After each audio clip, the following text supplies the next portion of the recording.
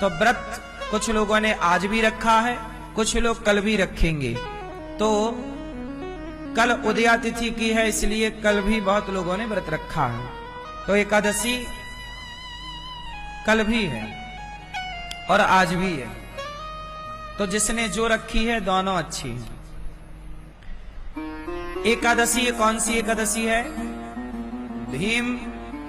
भीम सैनी एकादशी है, जिसे निर्जला एकादशी भी कहते हैं।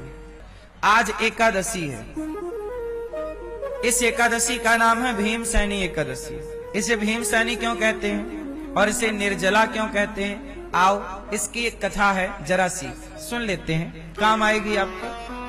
जो आज व्रत है सो है, जो आज नहीं है कल रह लेना, कल का लाभ है। सुनो, एक बार वेद व्यास जी ने भीम से कहा, 5 पांडव है ना, धर्मराज, युधिष्ठिर, भीम, अर्जुन, नकुल, सहदेव, ये पांचों एकादशी का व्रत, 4 एकादशी का व्रत करते हैं, पर भीम नहीं करते। द्रौपदी एकादशी करती हैं, कुंती माता एकादशी करती हैं। तो एक दिन वेद व्यास जी आए, तो वेद व्यास जी ने देखा कि एकादशी के दिन सब लोग तो व्रत किए हैं, पर भीम भैया खा रहे हैं। तो वेद व्यास जी ने कहा, कुंती, ये तुम्हारा बेटा कैसा है? एकादशी के दिन भी भोजन कर रहा है, पाप नहीं लगेगा? अब भीम भैया बोले, गुरुजी, यदि मैं एकादशी कर लूं तो मैं जी ना पाऊंगा। मेरी जठराग्नि इतनी तीव्र है कि वो अग्नि मुझे जला के भस्म कर देगी। मुझे बड़ी भूख लगती है, और ये हर महीने में 2 बार एकादशी आ धमकती है। 2 बार भूखा रहना तो बड़ा कठिन है महीने का मेरे लिए। कौन बोला? भीम भैया। गुरुजी क्षमा करो, सबको एकादशी कराओ, हमें छूट दे दो। तब वेद व्यास जी ने कहा कि अच्छा, तुम्हें छूट चाहिए, तुम सारी एकादशी नहीं कर सकते ना? गुरुजी, बिना खाए रहा नहीं जाता, भूख बड़ी लगती है, और भीम भैया बहुत खाते हैं। तब वेद व्यास जी ने कहा कि अच्छा एक काम करो, तुम महीने की 2 और साल की जो 24 एकादशी हैं, साल में कितनी हो गई? 24।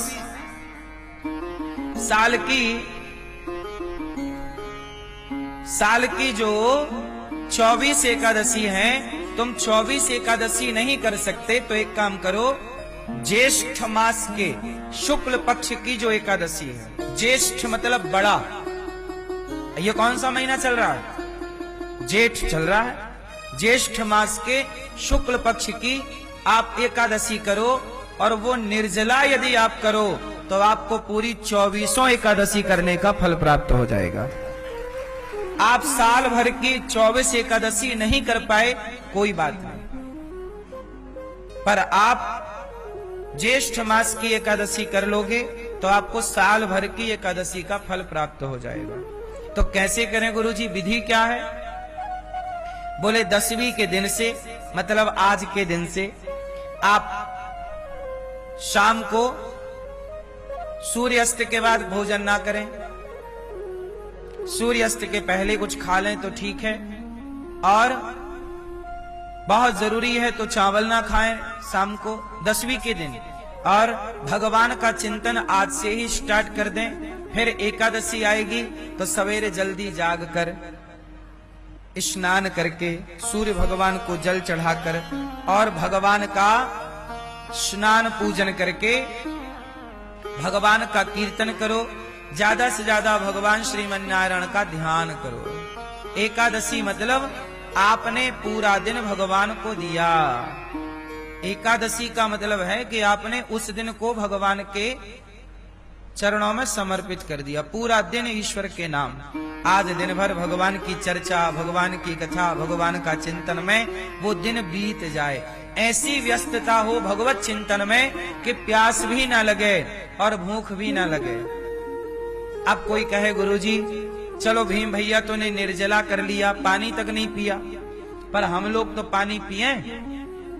तो देखो जो 24 एकादशी करते हैं वो लोग तो इस एकादशी को भी आप निर्जला भले ना करो, पानी पी सकते हैं। सामान्य एकादशी जो करते हो सारे में आप फलाहार कर लेते हो, इसमें फलाहार मत करिएगा। आप निर्जला कर सको बिना पानी के तब तो बढ़िया है, लेकिन आप पानी पीना चाहो तो तबीयत ना बिगाड़ लेना, हॉस्पिटल ना पहुंच जाना एकादशी के चक्कर में, इसका ख्याल रख के। हॉस्पिटल ना पहुंच जाना इसका ख्याल रख के ही व्रत करें, क्योंकि गर्मी भी बड़ी भीषण है। क्यों मैया? वरना भाव में बिना पानी के रहो, कल से पति परेशान हो, ले किप डोले हॉस्पिटल। इसलिए आप नींबू पानी ले सकते हैं, निर्जला आप कर सको तो आपकी मर्जी, पर आप पानी भी पिए तो भी कोई दोष नहीं है। कुछ खाएं ना, क्योंकि भगवान की देखो, भीम भैया तो साल में एक एकादशी रखते हैं ना, अपन लोग तो 24 करते हैं, तो 24 करने वालों के लिए थोड़ी जरूरत है निर्जला की। पर जो साल भर नहीं करता और वो एक ही बार में सारा पुण्य लेना चाहता है, तब तो भैया थोड़ा तपना पड़ेगा, थोड़ा मेहनत करनी पड़ेगी। क्यों मैया, क्या बोलती तू? सही। तो एकादशी का व्रत सबको करना चाहिए, सारे व्रतों में श्रेष्ठ व्रत एकादशी है। अच्छा एक बात बताओ, किसी नास्तिक ने कहा कि महाराज ये बताओ, आप कह रहे हो रोटी ना खाओ, भोजन ना करो, तो क्या भगवान ये कहते हैं कि मेरे लिए तुम भूखे रहो? भाई कौन भगवान कहते हैं कि मेरे लिए तुम भूखे रहो? सुनो, भगवान नहीं कहते कि मेरे लिए भूखे रहो, भगवान नहीं कहते। फिर कौन कहता है? ये भक्त की तपस्या है। बच्चा 8-8 घंटे पढ़ता है, बहुत सारे बच्चे नहीं पढ़ते। हमें नहीं पढ़ना भैया, नहीं पढ़ना। भाई नहीं पढ़ना तो डिग्री नहीं मिलेगी, पर डिग्री लेना है तो भैया 8 घंटे पढ़ना पड़ेगा। आप बिना पढ़े सीए तो नहीं बन सकते, बिना पढ़े इंजीनियर तो नहीं हो सकते। बोलो हाँ। आप कहो जी मैं पढ़ूंगा नहीं, पर मुझे आईएएस बनना है, कलेक्टर बनना है, संभव है साहब? भाई हमें कलेक्टर बनना ही नहीं तो हम नहीं पढ़ेंगे, तुम्हें बनना है तो पढ़ो। ऐसे ही है साहब, कोई थोड़ी कहता कि तुम पढ़ो। भाई तुम्हें बनना है तो पढ़ो, नहीं बनना तो कौन तुम्हारे पीछे पड़ेगा। ऐसे ही है कि तुम्हें पुण्य चाहिए तो परमात्मा को पाने के लिए थोड़ा तपस्या करो, और नहीं चाहिए तो कौन कह रहा कि तपो, मत तपो। ये तो तपस्या है। ध्रुव जी ने 5 महीने में भगवान को पा लिया। ध्रुव जी ने कितने महीने में पा लिया? बोलो। क्यों? 5 महीने में उन्होंने तपस्या कर ली।